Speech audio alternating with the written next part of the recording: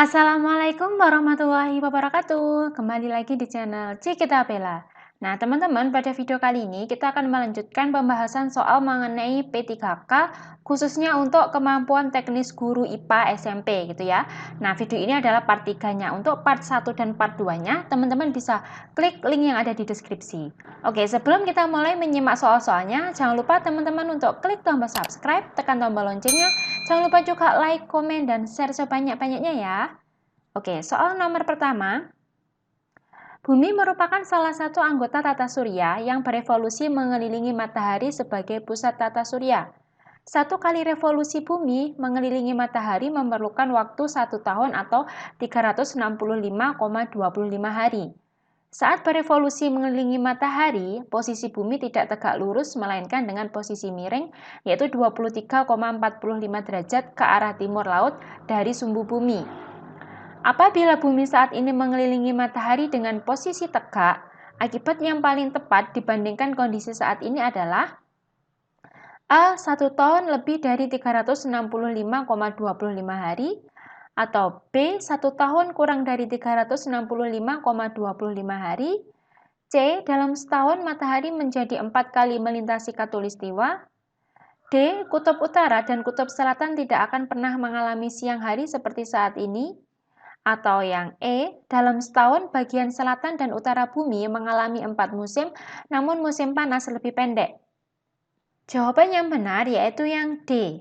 Nah, dari gambar di atas itu sudah kelihatan bahwa dengan kemiringan bumi saat berevolusi mengelilingi matahari, pada suatu ketika kutub utara akan mendapatkan cahaya matahari lebih banyak dibandingkan kutub selatan. Nah, sebaliknya, ketika kutub selatan lebih dekat dengan matahari, maka kutub utara akan menjauh dari matahari. Namun, jika bumi berputar pada posisi tegak, maka kutub selatan dan kutub utara akan selalu berada pada jarak yang sama dengan matahari dan sulit mendapatkan sinar matahari. Maka tidak akan terjadi siang seperti saat ini, gitu ya, teman-teman. Oke, kita lanjut soal nomor 2. Burung menggunakan medan magnet bumi sebagai navigasi saat migrasi karena memiliki kriptokrom pada mata yang molekul-molekulnya menghasilkan elektron bebas jika terangsang oleh cahaya. Elektron molekul tersebut terpengaruh oleh medan magnet bumi yang menyebabkan burung mendapatkan informasi tentang arah. Apakah burung akan memiliki kemampuan navigasi yang sama seperti siang hari jika melakukan migrasi pada malam hari? A. Pada malam hari, burung tidak dapat melakukan navigasi sama sekali. B. Burung dapat melakukan navigasi pada malam hari seperti siang hari.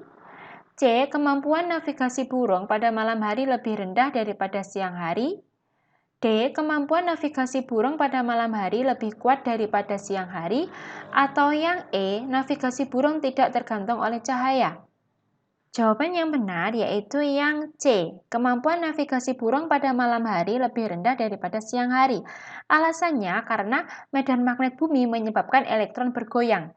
Reaksi kimiawi untuk merespon goyangan elektron tersebut membuat burung dapat melihat medan magnet dalam bentuk warna-warni. Peter Hoare dari Universitas Oxford dapat mengatur konsentrasi radikal bebas sesuai medan magnet yang dipaparkan. Ia berpendapat kriptokrom pada burung diduga diaktifkan cahaya biru yang muncul saat senja dan mulai bekerja dengan mekanisme pelepasan radikal bebas untuk melihat medan magnet bumi. Nah, ini menunjukkan bahwa burung itu melakukan navigasi pada siang hari, seperti elang yang memiliki migrasi pada senja hari dan menghindari migrasi pada malam hari. Ya. Oke, kita lanjut soal nomor 3. Nah, di sini disediakan gambar dinamo pada ban sepeda ontel ya.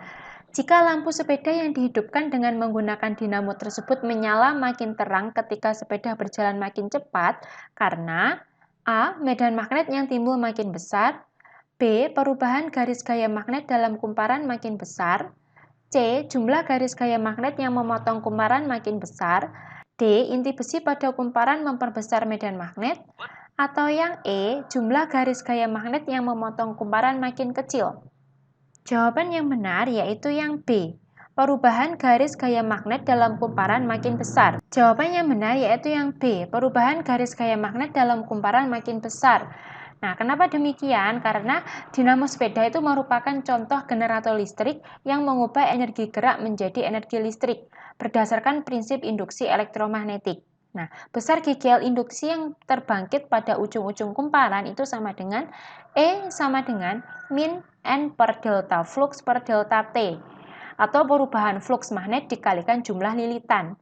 Nah, GGL maksimum pada generator itu sama dengan N kali B kali A kali omega, dengan N itu adalah jumlah lilitan, B induksi magnet, dan A luas bidang kumparan, dan omega itu adalah kecepatan sudut putaran. Jika sepeda makin cepat, artinya perubahan flux magnet atau sering disebut dengan garis gaya magnet semakin besar, sehingga E semakin besar, lampu akan semakin terang. Seperti itu ya teman-teman penjelasannya. Oke, kita lanjut soal nomor 4. Nah, di sini disediakan rangkaian resistor jika diketahui R1 sama dengan 6 ohm, R2 2 ohm, R3 6 ohm, dan E atau GGL atau sumber listrik itu sama dengan 10 volt, maka besar kuat arus yang melalui R2 adalah. Nah, ini teman-teman harus memperhatikan apakah rangkaiannya itu rangkaian seri atau rangkaian paralel gitu ya. Jawabannya nanti adalah yang B, 1 ampere. Nah, cara mengerjakannya yaitu pada rangkaian listrik, Anda dapat mengubah posisi hambatan tanpa mengubah persambungannya. Dengan memindah R1 ke bawah, rangkaian di atas akan menjadi, nah seperti rangkaian bawah itu, sehingga dari sini teman-teman bisa mengetahui bahwa antara R1, R2, dan R3 itu adalah rangkaiannya paralel, karena dia ada percabangan, seperti itu ya. Nah, tampak jelas bahwa R1 dan R3 dirangkai paralel dan kemudian dirangkai seri dengan R2. Berarti kita mencari dulu hambatan total antara R1 dan R3, yaitu 1 per R paralel sama dengan 1 per RP ini.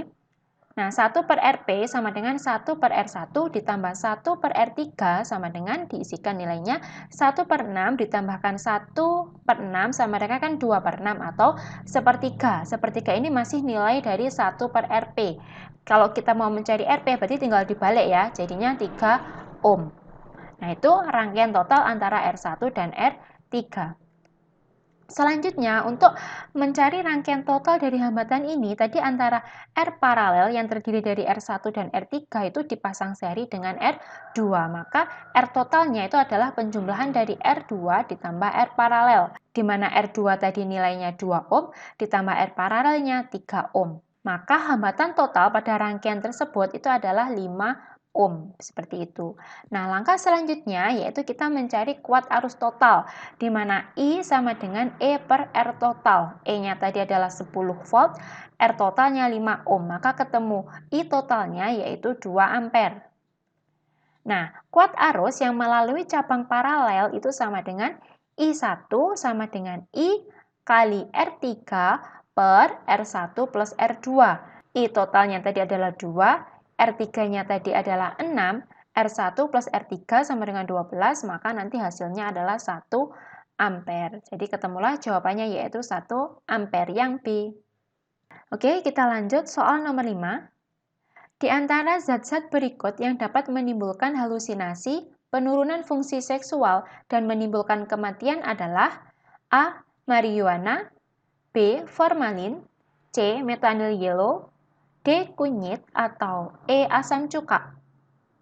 Nah, ini materinya tentang zat aditif dan adiktif ya teman-teman. Jawabannya yang benar adalah A. Marijuana.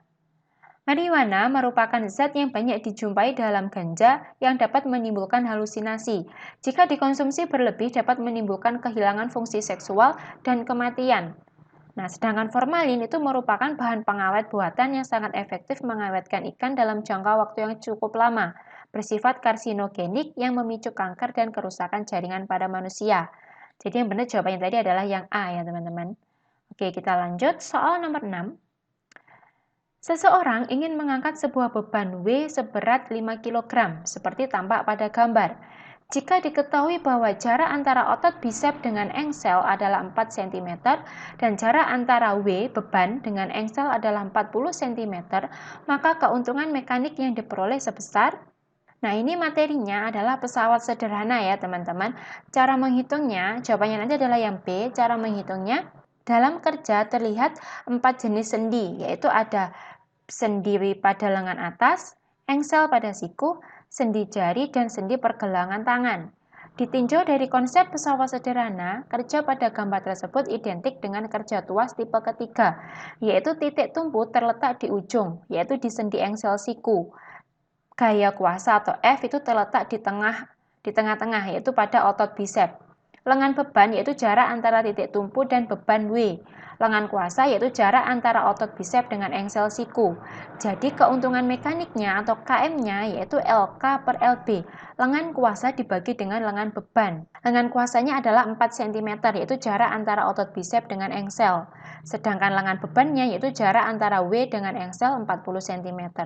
4 dibagi 40 cm. Nah, maka nanti ketemu jawabannya 0,1 gitu ya. Oke, kita lanjut soal nomor 7. Fotosintesis yang terjadi di daun tumbuhan dibantu oleh sinar matahari. Terjadi reaksi kimia berikut, yaitu 6CO2 ditambah dengan 6H2O ditambah dengan sinar matahari, maka nanti akan menghasilkan C6H12O6 ditambah 6O2. Nah, pernyataan-pernyataan berikut yang menunjukkan bukti bahwa reaksi fotosintesis tersebut memenuhi hukum kekekalan massa adalah A. Jumlah atom dan jumlahnya antara sebelum dan sesudah reaksi fotosintesis adalah sama. B. Jenis unsur, molekul atau senyawa atau ion sebelum dan sesudah reaksi fotosintesis adalah sama. C. Pada saat musim kemarau, reaksi fotosintesis tidak akan terjadi karena tumbuhan tidak mendapatkan cukup air. D. Proses fotosintesis memerlukan sinar matahari sehingga hanya akan berlangsung pada siang hari. Atau yang E, jumlah molekul oksigen yang dihasilkan sama dengan jumlah karbon dioksida yang dibutuhkan. Jawaban yang benar yaitu yang A ya teman-teman. Jenis atom dan jumlahnya antara sebelum dan sesudah reaksi fotosintesis adalah sama. Hukum kekekalan massa itu berbunyi bahwa massa zat-zat sebelum dan sesudah reaksi sama. Agar hal itu tercapai, maka jenis atom dan jumlahnya antara sebelum dan sesudah reaksi adalah sama, meskipun jenis molekul atau senyawanya sebelum dan sesudah reaksi tidak sama. Contohnya, kalau teman-teman lihat di sini kan C6, berarti jumlah atom C-nya itu ada 6. Kalau teman-teman lihat sebelum reaksi jumlah atomnya ini juga 6 nih, 6C gitu ya. Terus jumlah oksigennya, ini ada O2 dikalikan 6 berarti 12. 12 ditambahkan di sini ada 6O berarti 18. Nah, kita cek di sini ada 6O, O6 ini berarti jumlah atom O-nya ada 6. Di sini ada O2, jumlah atomnya 2 dikalikan dengan 6, itu 12. 12 tambah 6, 18. Jadi jumlah atom O-nya juga sama. Begitupun juga nanti jumlah atom H-nya juga sama. Itulah hukum kekekalan massa. Seperti itu ya. Kita lanjut soal nomor 8. Gerakan seekor tikus dalam paralon ditunjukkan oleh grafik kecepatan terhadap waktu seperti di samping itu ya teman-teman. Pernyataan berikut yang benar. A. Tikus pernah bergerak dipercepat dengan percepatan 36 meter per sekon kuadrat. B. Tikus pernah bergerak diperlambat dengan perlambatan min 24 meter per sekon kuadrat. C. Perpindahan total tikus itu 54 meter. D. Pada selang waktu 3 sekon hingga 4 sekon, tikus berhenti. Atau yang E. Tikus itu pernah berbalik arah. Nah, pembahasannya pada saat T-nya 0 sampai T-nya 3 sekon, maka dia dipercepat, ditunjukkan oleh gambar grafik yang naik dan miring ke kanan gitu ya teman-teman. Terus pada saat T sampai 4 sekon itu tikus tidak berhenti, tapi tikus adalah bergerak konstan. Berarti yang jawaban D tadi salah. Sedangkan pada saat T 4 sekon sampai T 5 sekon itu diperlambat, ditunjukkan oleh grafik yang turun ke bawah. Seperti itu ya. Nah, selanjutnya, gerak pada fase 1, tikus memiliki kecepatan rumusnya Vt sama dengan V0 plus At, sehingga diperoleh percepatan sebesar 6 meter per sekon kuadrat. Di mana V0-nya adalah 0 meter per sekon dan Vt-nya 18. T-nya ada 3, berarti 18 dibagi 3 sama dengan 6 meter per sekon kuadrat. Jadi yang jawaban A juga salah. Pada fase kedua, tikus bergerak dengan kecepatan tetap, bukan berhenti. Berarti yang jawaban D salah. Pada fase ketiga, tikus bergerak dengan diperlambat tetap sebesar minus 8 meter per sekon kuadrat, di mana V0-nya yaitu min 8 meter per sekon dan Vt-nya sama dengan 0. Jadi perlambatannya yaitu minus 8 meter per sekon kuadrat. Jadi yang jawaban B itu juga Salah. Nah, selanjutnya, perpindahan total merupakan luas di bawah grafik kecepatan terhadap waktu. Jadi nanti kalau teman-teman mau mencari perpindahan, harus mencari luas bangun yang dibentuk oleh grafik ini, yaitu luas dari trapesium. Rumusnya, setengah dikali jumlah sisi sejajar dikali tinggi, yaitu setengah dikali jumlah sisi sejajarnya. Yang bawah itu dari 0 sampai 5, berarti 5. Yang atas dari 3 sampai 4, berarti 1. 1 tambah 5, 6, terus dikalikan tingginya yaitu 18.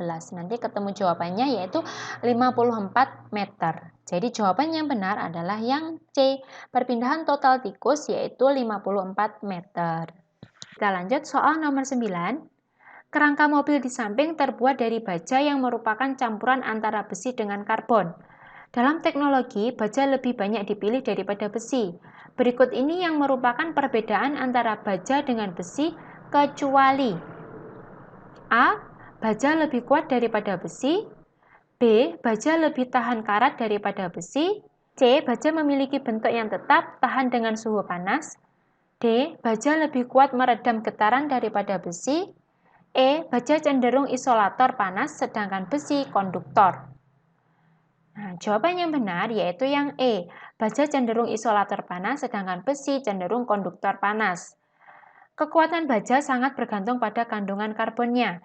Baja terlihat lebih kuat, tahan karat, padat, memiliki bentuk yang tetap, mudah ditempa, dan tahan getaran.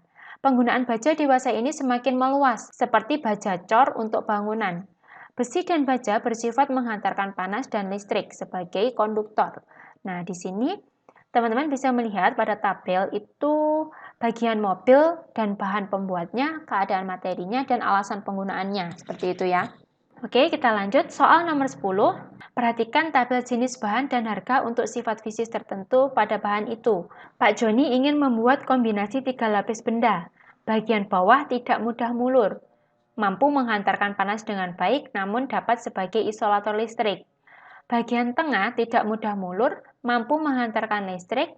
Pada bagian atas yaitu elastis dan isolator panas maupun listrik. Urutan bahan yang tepat dari bawah adalah, nah jawaban yang benar yaitu yang A. Alasannya, sifat fisik bahan dapat dikenali dari harga-harga tetapan yang terkait. Nah, harga modulus yang besar itu menunjukkan bahan ini tidak mudah untuk mulur atau tidak mudah untuk berubah bentuk, yaitu memerlukan gaya yang besar untuk membuat dia mulur. Sedangkan harga konduktivitas termal yang besar menunjukkan bahwa bahan ini bersifat konduktor panas.